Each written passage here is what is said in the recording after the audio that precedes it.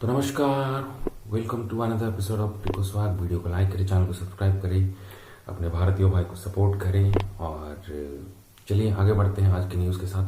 तो जैसे कि आप थंबनेल में देख रहे हो, सनी सर मतलब सुनील गावस्कर सर और हरभजन सिंह दोनों काफ़ी नाराज चल रहे हैं। अब ये बीसीसीआई का जो सिस्टम में भी, हालांकि बीसीसीआई ने तो डंडा चलाया, कल के वीडियोज़ में आपने देखा होगा कितनी तगड़ी जो मार मारी है बीसीसीआई ने। तो उसको अब झेलने में इन लोगों को बहुत समय लग जाएगा, क्योंकि जितना रायता फैला है इन लोगों ने अपने व्यक्तिगत अपने निजी कारणों के चलते। तो उसको लेकर जो सीनियर प्लेयर्स कुछ हैं, लेजेंड प्लेयर जैसे हरभजन सिंह हो गए और फिर सुनील गावस्कर सर जी हो गए। तो सुनील गावस्कर सर ने क्या कहा है, सबसे पहले मैं ये लगा दूंगा स्क्रीनशॉट, आप देख सकते हो। तो सबसे पहले उन्होंने क्या कहा है कि अगले कुछ महीने में सीमित ओवरों का क्रिकेट और आईपीएल के इर्द गिर्द ही रहने वाला है खेल।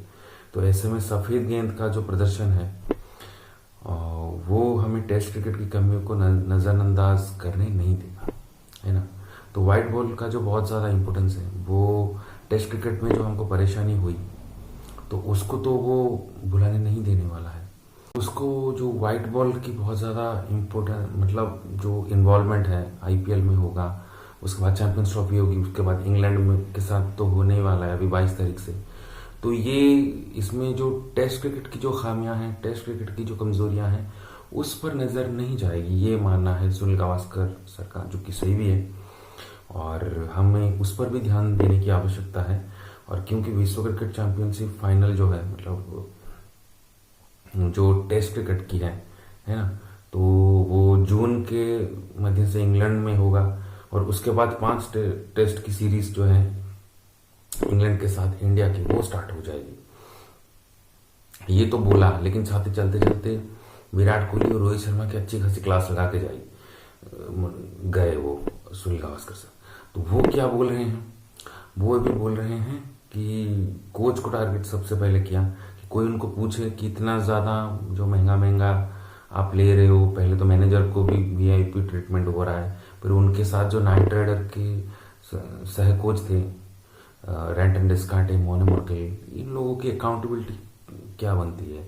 अपने हिसाब से स्टाफ ले रहे हो, अपने हिसाब से आप सब कुछ ले रहे हो, लेकिन टीम अभी भी नाकाम चल रही है।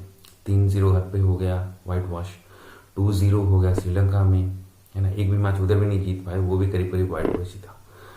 और स्ट्रगल करते हुए नजर आ, स्पिन नहीं खेल पा रहे हैं आपके बल्लेबाज। आप खुद एक अच्छे बल्लेबाज थे गौतम गंभीर, आप फिर अभिषेक नायर को लेकर चल रहे हो, ढिंडोरा पीटते रहते हो कि डोमेस्टिक प्लेयर्स को आप लेते नहीं हो, है ना। उसके बाद आप एक बेहतरीन खुद एक बल्लेबाज थे गौतम गंभीर से, फिर आपको अभिषेक नायर की क्या जरूरत है। बहुत सारी चीजें हैं। तो वो यहाँ पर ये बोल रहे हैं कि जो गलतियां ऑस्ट्रेलिया टूर में हुई वो आगे चलकर दोहराया नहीं जाना चाहिए। टीम को इंग्लैंड में एक समूह में पहुंचना चाहिए। तो जैसे ही मैंने बोला था कि एक लंदन से आता है एक बंदा, फिर उधर घाटकोपर से आता है, फिर नालासोपारा से आता है, ऐसे एक एक करके सेपरेट करके मिलते हैं। तो उससे प्रैक्टिस के लिए, जेलिंग अप के लिए, एक टीम एटमोस्फेयर के लिए वो बहुत नेगेटिव असर डालता है। तो इसीलिए वो परफॉर्मेंस पर भी असर डालता है। उसके बाद वो बोल रहा कि ये ऐसा सब नहीं होना चाहिए कि कोई ग्रुप, पहले एक ग्रुप, दूसरा ग्रुप, फिर एक कोई इंडिविजुअल प्लेयर लंदन से आ रहा है, कोई विराट कोहली ओबियसली, उसके बाद रोहित शर्मा बाद में आ रहे हैं, उनका कुछ प्रॉब्लम, उनकी पत्नी की डिलीवरी थी, वो अलग बात है।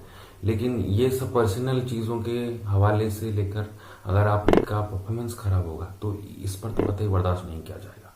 खैर, आगे वो बोल रहे हैं कि ऑस्ट्रेलिया में पहले 2 दिनों तक टीम कप्तान, उप कप्तान और कोच के बिना थी जो टीम थी, है ना। तो सही बोल रहे हैं वो।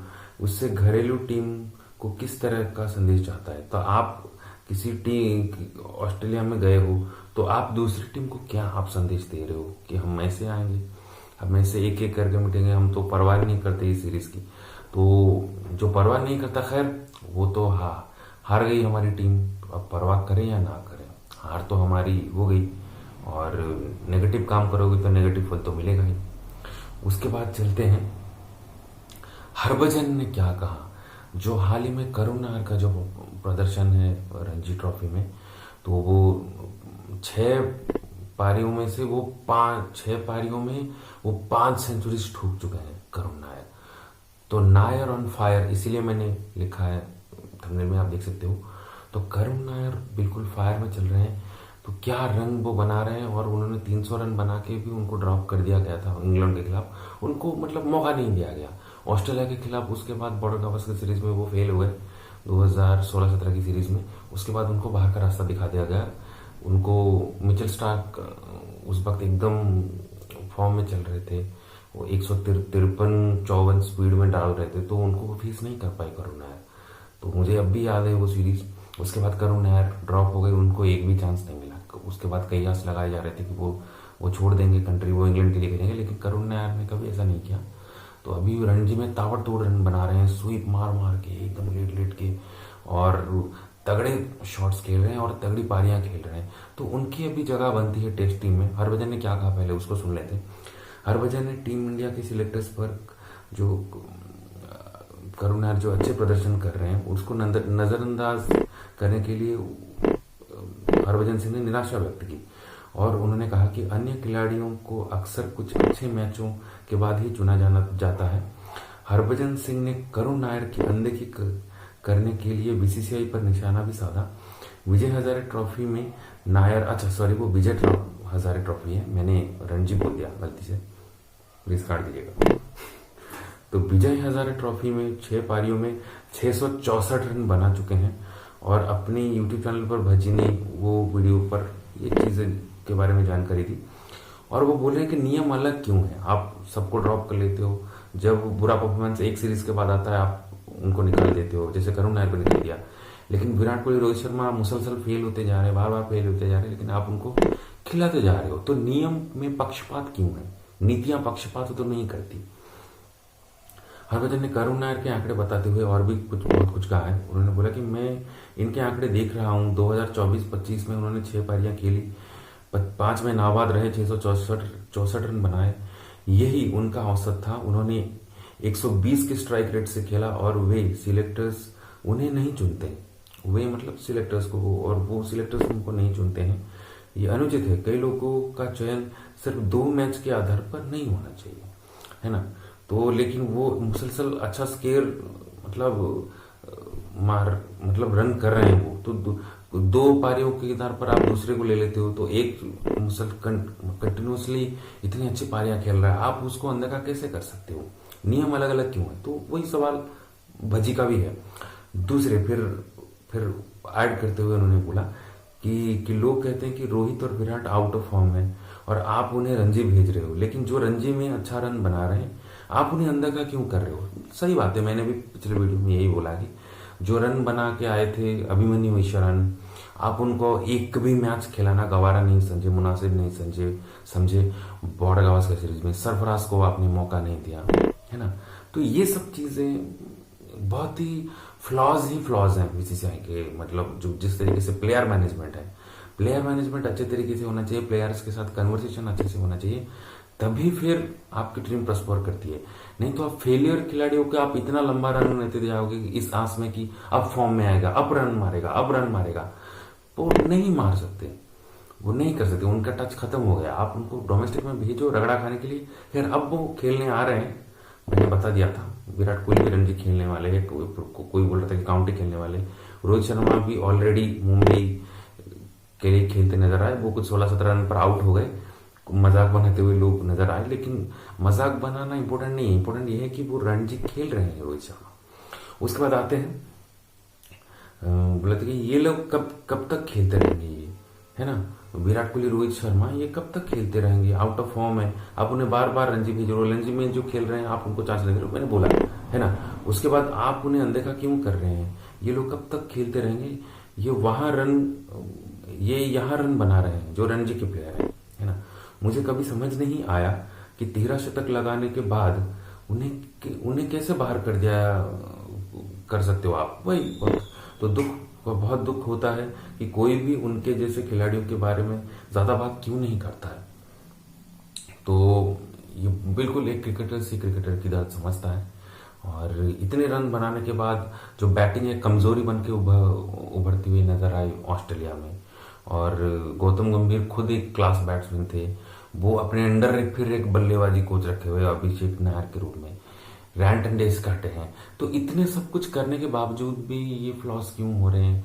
एक ही तरीके से विराट कोहली आउट होते क्यों चले गए? रन अगर बना रहे हैं तो डोमेस्टिक प्लेयर को चांस क्यों नहीं? तो बात करने को यहाँ पर बहुत कुछ है, फ्लॉज ही फ्लॉज है। तो ऐसा सब नहीं चलना चाहिए। तो बिल्कुल सही ये जो चीज बोला उन्होंने। उसके बाद विराट कोहली के ऊपर आते हैं। विराट कोहली के ऊपर इंग्लैंड के एक पूर्व खिलाड़ी है डेविड लॉयड, उन्होंने भी बोला कि कोहली का जो टाइम था, जो पिक एरा था, जो बेस्ट एरा था, वो निकल चुका है। सर्वश्रेष्ठ जो था वो बेस्ट, तो he has past is best, ये बोल रहे हैं। तो जाहिर है डेविड लॉयड की इस बयान सुनकर विराट के फैंस तो खुश नहीं होंगे, है ना। जो ऑब्सेस्ड फैन है वो तो कतई खुश नहीं होगा। जो बिल्कुल बिल्कुल मर जाते हैं विराट कोहली देखने के लिए, अगर रन नहीं बना तो खाते नहीं है। तो ये ऑब्सेशन नहीं रखना है। तो एक क्रिकेट हार्ट से फॉलो करो लेकिन माइंड से भी फॉलो करो। वो आउट ऑफ फॉर्म है। तो डेविड लॉयड ने जो है वो आगे क्या कहा? आगे कहा कि टॉक स्पोर्ट्स में क्रिकेट को के साथ बात करते हुए बोला कि विराट कोहली जानते हैं कि उनका बेस्ट निकल चुका है और इससे और इस सब से उनको दुख होता होगा। जब भारतीय टीम इंग्लैंड जाएगी तो आप जानते हैं कि वो कहाँ बॉलिंग करेंगे उनको। तो वो आउटसाइड ऑफ स्टंप के एरिया में फंस रहे हैं, है ना। तो ऑफ स्टंप और स्लिप एरिया में मुसलसल बॉल होती रहेगी, तो वहां पर वो आउट भी डिसमिस भी होते हुए नजर आ सकते हैं। एंडरसन तो वहीं पर डाल के पकाया के 2014, 15, 2011 की सीरीज में भी बिल्कुल बुरी तरह विराट कोहली को आउट करते हुए नजर आए। हाँ, 2016 तक भी आउट, 3 साल तो बिल्कुल बुरी तरह फेल हुए हैं विराट कोहली उधर। हाँ, 18 में जाकर वो रन करते हुए, सेंचुरी मारते हुए, और एंडरसन उनको एक भी बार आउट नहीं कर पाए। तो ऐसा ही उन्होंने परफॉर्मेंस उधर 2018 में दिया था। लेकिन उसके बाद जो उससे पहले जो सारी टूर्स थे वहां पर विराट कोहली बुरी तरह फेल होते हुए नजर आए। वो भी वहीं पर चौथे 5वें स्टंप पर वो आउट होते हुए बार बार नजर आए। तो उसके बाद वो बोलते हैं कि आप जानते हैं कि वो कहाँ होगा। तो ऑफ स्टंप के बाहर आउट हो गए तो 36 साल की उम्र में उसके दिमाग में होगा, वो जानता है कि उसे क्या करना है। तो डेविड लॉयड बोल रहे हैं कि he knows what he has to do over here. Okay, वो महान बल्लेबाजों में से एक है जिन्हें हमने देखा है, लेकिन हमने अपना सर्वश्रेष्ठ पार कर लिया है। कोच गौतम गंभीर की भूमिका बहुत बड़ी होगी क्योंकि वो उस ड्रेसिंग रूम में रहे हैं, उन्होंने समय गंवा दिया है, उनका समय अब खत्म हो गया है। तो यहाँ पर बिल्कुल आड़े हाथ तो लेते हुए नजर आए डेविड लॉयड विराट कोहली और उनके फैंस को। तो ऐसा तो कतई मुमकिन नहीं है कि उनके लिए इंग्लैंड का जो दौरा है वो आसान रहने वाला है।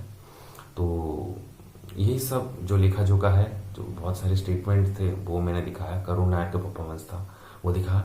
और आखिर में जाते जाते ये खबर आ रही है कि बुमराह अभी चैंपियंस ट्रॉफी से पूरी तरह आउट हो सकते हैं। चैंपियंस ट्रॉफी जो बहुत इंपॉर्टेंट टूर्नामेंट है भारत के लिहाज से, अगर देखा जसप्रीत बुमराह ने फिर आकर इस चीज को उन्होंने नजर आ रहा है कि वो आउट हो सकते हैं चैंपियंस ट्रॉफी से और उनको बेड रेस्ट करने की परमिशन दी गई है।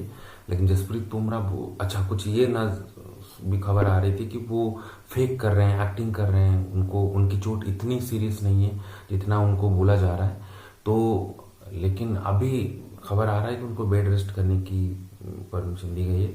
और जैसे मैंने बोला था पिछले कुछ वीडियोस में कि वो इनिशियल कुछ मैचेस मिस कर सकते हैं चैंपियंस ट्रॉफी के, लेकिन वो आगे चलकर जरूर जो इंपॉर्टेंट मैचेस है वहां पर हमें खेलते हुए नजर आ सकते हैं। लेकिन तब तक कुछ कहा नहीं जा सकता, वो आउट भी हो सकते हैं चैंपियंस ट्रॉफी से। तो ये सब लिखा जोखा है। वीडियो अगर आपको यहाँ तक खींच लाई है, वीडियो अगर आप यहाँ तक देखते हुए आ चुके हैं तो यकीनन वीडियो आपको पसंद आ रही होगी। मेरी एनालिसिस अगर आपको पसंद आ रही है, वीडियो को लाइक करें, चैनल को सब्सक्राइब करें और अपने भारतीय भाई को सपोर्ट करें और जुड़े रहें ऐसे क्रिकेट अपडेट्स के लिए। और मिलते हैं कल कुछ और खबरों के साथ। सुप्रभात, धन्यवाद।